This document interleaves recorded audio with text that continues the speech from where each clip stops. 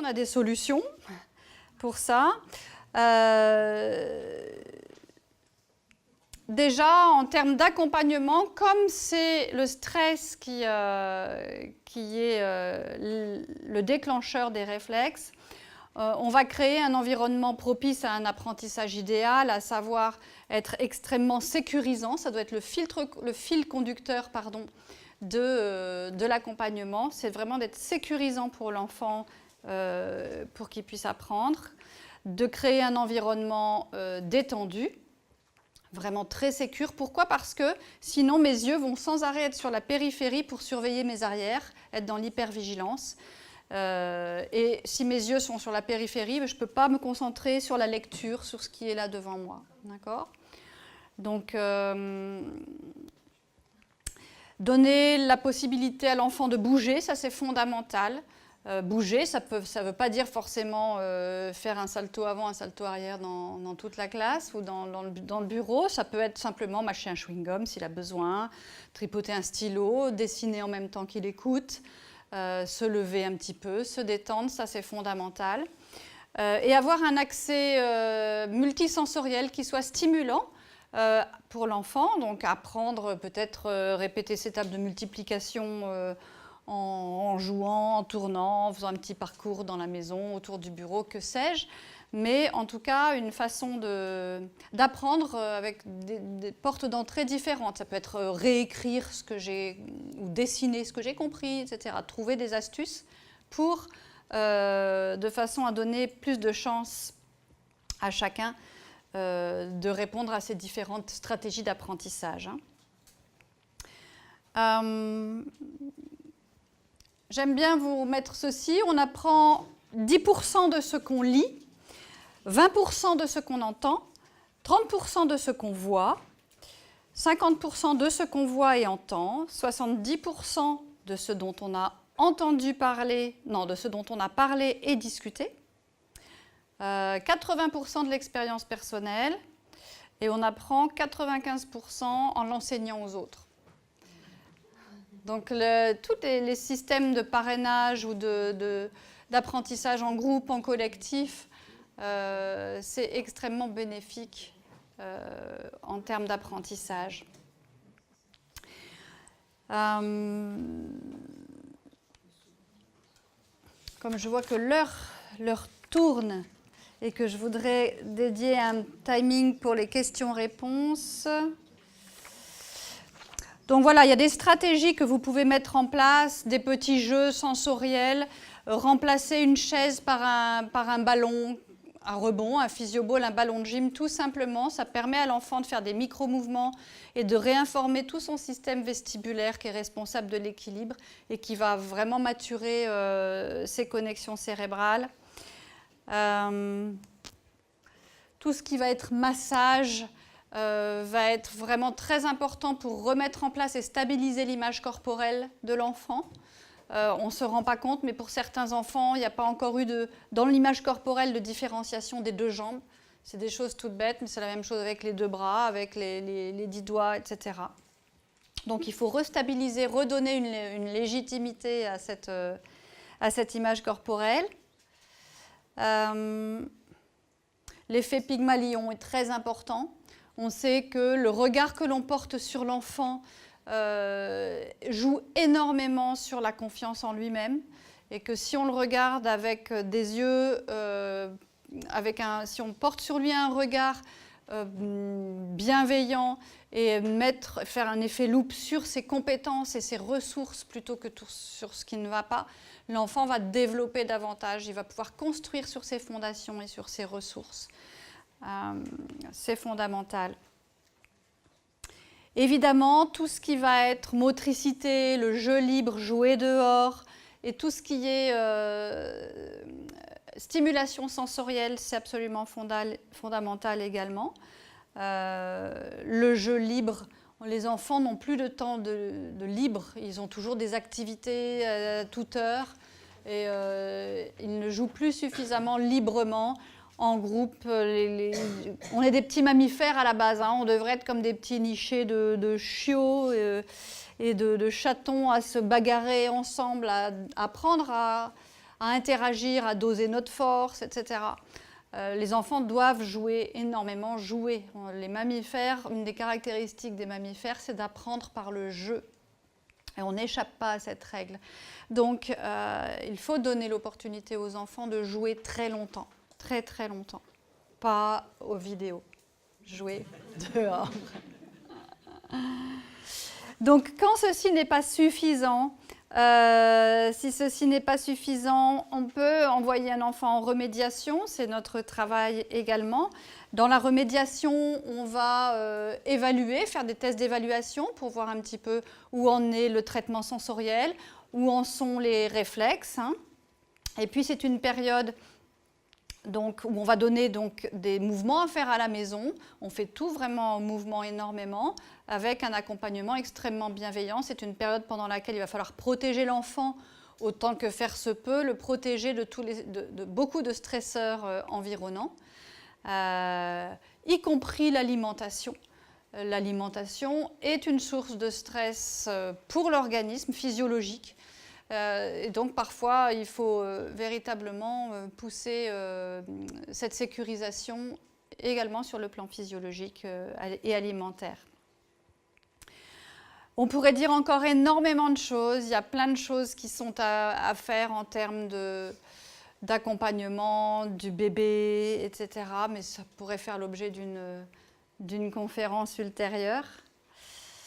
Voilà, vous avez des petits tests d'évaluation des réflexes où on voit qu'en baissant la tête, hop, il y a un effondrement du tonus musculaire chez les enfants. Voilà, donc c'était des petites dias pour vous montrer ce qu'on fait en remédiation.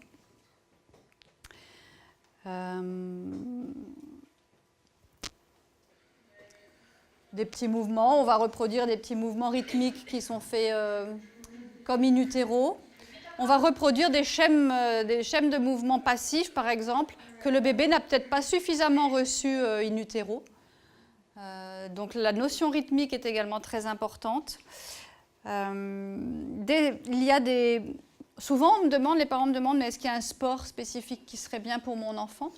Moi, je conseille l'escalade, le trampoline, le cirque, et le yoga, c'est juste excellent. C'est un des sports, une des pratiques qui est le plus proche d'une intégration des réflexes. Mais évidemment, c'est le mouvement avant tout. Donc la pratique, une pratique de sport. Quand je vois par exemple 2 enfants qui ont des bilans réflexes similaires, l'impact sera très différent chez l'enfant qui fait beaucoup de sport que chez celui qui ne fait pas du tout de sport. Celui qui fait beaucoup de sport, il va s'en sortir beaucoup mieux.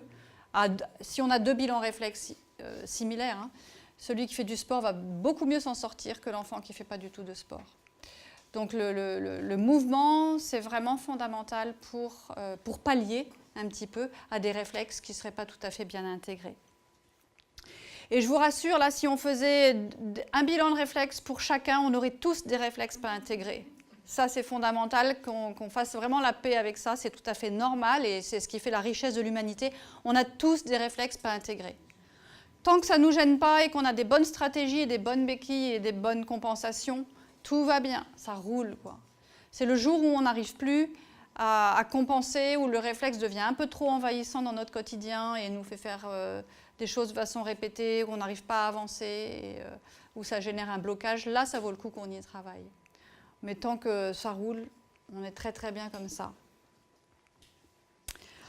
Voilà, et puis s'il y a des personnes qui veulent aller plus loin, il y a des formations dans lesquelles on apprend à effectuer ces bilans réflexes, on apprend à intégrer les réflexes, tout d'abord pour soi, et puis ensuite pour les autres. Et voilà, il y a un très beau catalogue à Cassiopée dans lequel vous pouvez trouver ces formations et d'autres. Mais en tout cas, voilà, sachez que c'est ouvert à tous, parce qu'on est tous concernés par les réflexes. Voilà, ça c'est un petit garçon qui fait des mouvements rythmiques à son nounours l'été. Et donc sa maman m'a envoyé. Il aime tellement ça. C'est des programmes de remédiation qui sont extrêmement plaisants, que les enfants adorent faire. Ce n'est pas du tout des heures de pratique tous les jours. C'est 10 minutes maximum d'intégration réflexe chez soi. Et Et les enfants aiment ça.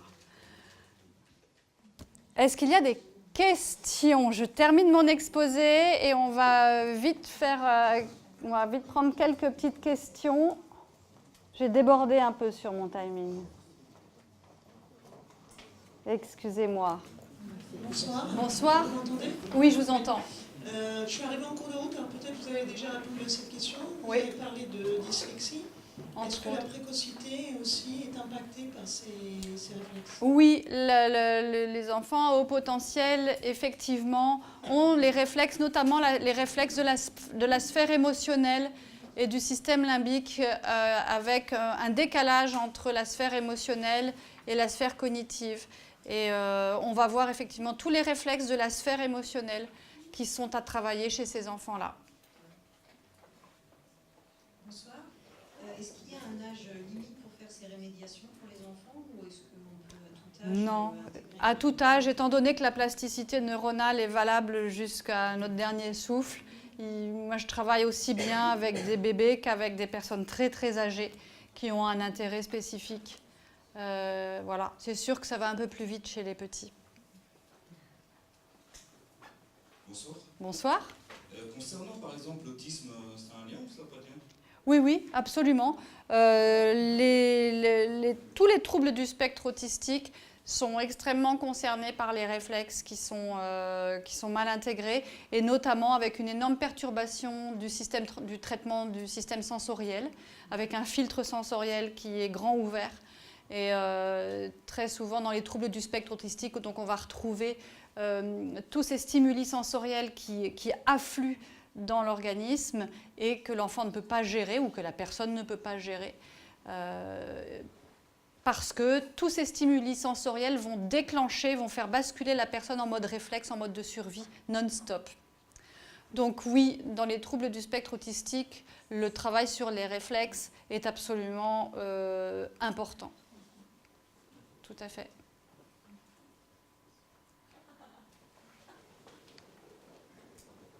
Bonjour. Bonsoir. Bonsoir. En combien de temps on peut guérir quand on fait les réflexes primitifs? Ah ouais. Alors, déjà, on ne guérit pas. Il n'y a pas de maladie de réflexes pas intégrés, comme je te l'ai dit tout à l'heure. Tout le monde, on a tous des réflexes qui ne sont pas intégrés. Ce n'est pas une maladie, donc il n'y a rien à soigner. Et nous, on n'est pas des docteurs. On veut simplement s'appuyer sur ce que tu sais faire de déjà très bien et pour y arriver encore mieux. D'accord? Donc, on va partir de ce que tu as de disponible pour pouvoir améliorer tout ça. Alors, tout dépend combien de temps ça va prendre, tout dépend de ce que tu veux atteindre. C'est sûr que si je veux faire 1 kilomètre, ben, j'y serai plus vite que si je veux en faire 30 et que si je suis juste à pied. Donc, parfois, ben, je veux juste, peut-être, je vais avoir un objectif. Mon objectif, ça, tu vas me dire, oh ben moi, je viens chez toi, mais j'ai tel et tel problème. Moi, je vais pas te parler de tes problèmes, je vais te parler de ce que tu sais faire, qu'est-ce que tu réussis à bien faire et qu'est-ce que tu voudrais réussir à faire encore mieux. Donc souvent, les enfants, ils me disent, ben, moi, par exemple, je veux mettre plus de buts au foot. Et là, il y a le parent qui me regarde, c'est pas pour ça que je suis pas venue pour ça. Hein? Donc, c'est pas grave, parce que si on arrive à travailler pour que tu mettes plus de buts au foot, ça veut dire que tu vas mieux utiliser ton corps, tes jambes pour mieux shooter, tes yeux, une bonne coordination dans ton corps. Et comme tout ce que tu réussis à bien faire dans ton corps, ça va améliorer, ça va renforcer ton cerveau, eh bien forcément tout ce qui se passe avec ton corps, ça va t'aider pour travailler, peut-être améliorer l'orthographe, le travail à l'école, etc. Donc je ne peux pas répondre à ta question dans le sens où tu me demandes combien de temps ça prend. Par contre, en moyenne, un enfant de ton âge, je vous vois à peu près 4-5 fois à 1 mois d'intervalle pour chaque séance, mais il y a des enfants, je les vois 2-3 fois, puis d'autres enfants, je les vois 10 fois. Donc voilà, c'est juste une moyenne, 4-5 séances, et ça va dépendre de l'objectif, de ce que tu veux réaliser. D'accord? Merci. Oui, il y a une question devant. Est-ce que la régularité de la pratique des réflexes chez soi Oui, est déterminante. oui, Et qu'est-ce qu'on veut faire quand l'enfant n'a pas envie? oui. Et est-ce que, troisième petite question, est-ce que travailler sur un réflexe peut ou en révéler d'autres qui ne sont pas intégrés, ou c'est comme si j'avais noté des petites régressions. Enfin, je ne sais pas comment dire. Oui, oui. Alors, donc, la première question, c'est la régularité. Oui, ça fait un changement. À savoir que la répétition un petit peu tous les jours, ou tous les 2 jours, ou tous les 3 jours, ce qu'on a mis en place en tout cas au niveau en séance, ça va faire la différence que si on ne fait rien. Ensuite, il y a parfois besoin de faire des stops, des arrêts dans le programme. C'est comme nous tous, parfois, si on doit faire quelque chose sur le long terme, il y a des semaines où on a envie de ras-le-bol, donc mettre en stand-by. Et c'est OK, c'est peut-être un petit temps d'intégration qui est nécessaire pour le corps de l'enfant. Ensuite, est-ce que ça peut en révéler d'autres qui ne seraient pas intégrés? Ce n'est pas ma lecture. La lecture, c'est que quand on observe des petites régressions, nous, on dit que c'est un stade de connexion du système limbique. Je vous ai parlé du système limbique qui est responsable de tout ce qui est sphère émotionnelle, etc. Et il n'est pas rare qu'en cours d'intégration des réflexes, quand les connexions passent par cette sphère, cette zone cérébrale, on devient très émotionnel. Même nous, adultes, on a l'impression, pendant ce travail, il y a un moment où on redevient un peu adolescent, avec des émotions qui nous envahissent un petit peu. Chez les enfants, ça peut se traduire par de la régression, devenir un peu bébé, avoir besoin de redormir avec le parent, ressucer son pouce, et choses comme ça. Et ça va passer. Il ne faut surtout pas arrêter les mouvements à ce moment-là. Il faut en garder un seul. Garder juste un mouvement rythmique. Et en général, en une semaine... Comment? Passif ou actif?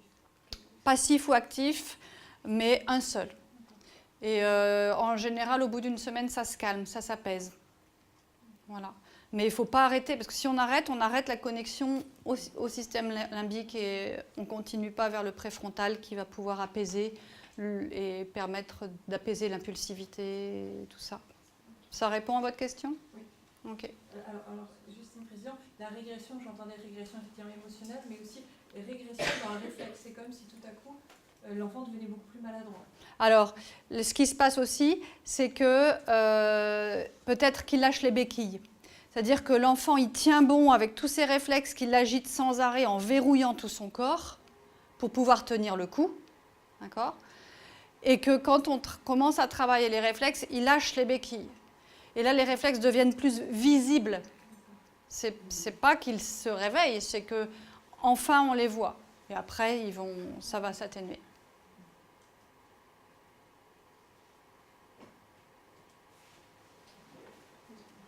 Y a-t-il d'autres questions?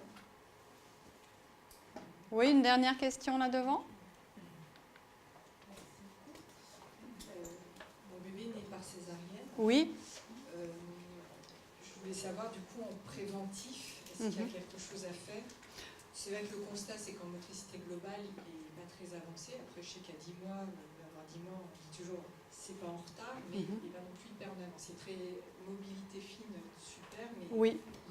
global, Absolument. Encore mode petite baleine échouée. Voilà. Donc, il faut surtout qu'il reste. Faut surtout pas l'entraîner à arriver dans la verticalité trop tôt. Il y a beaucoup de petits bercements qu'on peut faire avec lui. Il va falloir vraiment jouer sur tout ce qui est rythmique. Petits bercements, hamac et des pressions profondes de tout son corps pour lui donner une densité de toute son image corporelle globale. Parce que il a besoin... Donc, quand un enfant naît par la voie basse, il y a cette compression naturelle du corps lorsqu'il passe ici qu'il n'a pas reçue. Donc l'ostéo, ça c'est incontournable, aller voir un ostéopathe, déjà pour toute la sphère crânienne, ça c'est vraiment incontournable. Et faire beaucoup de massages, mais en pression lente et profonde, de tout le corps. Vraiment lent et profond. Ça c'est fondamental pour qu'il... comme si on voulait accentuer son poids dans le champ gravitationnel. D'accord? Et c'est ça qui va lui redonner ce qu'on appelle une proprioception, qui va développer son sens proprioceptif. Et puis, sinon, vous allez sur mon site, il y a un annuaire des personnes qui sont formées à l'intégration des réflexes et vous pouvez trouver quelqu'un peut-être près de chez vous qui peut déjà vous guider parce que c'est bien de le faire maintenant tant qu'il n'est pas encore debout, quoi. Ah, ça, c'est top, quoi. Tout à fait. Voilà. Et je veux rassurer aussi tout le monde, ce n'est pas une équation qui va se lire forcément dans les deux sens. Ce n'est pas parce que mon enfant est né par césarienne qu'il aura forcément des problèmes. Je connais plein de gens qui sont nés par césarienne et ça roule pour eux. D'accord? Donc ça, c'est important aussi à bien retenir. Voilà, bah écoutez, je vous remercie beaucoup pour votre écoute.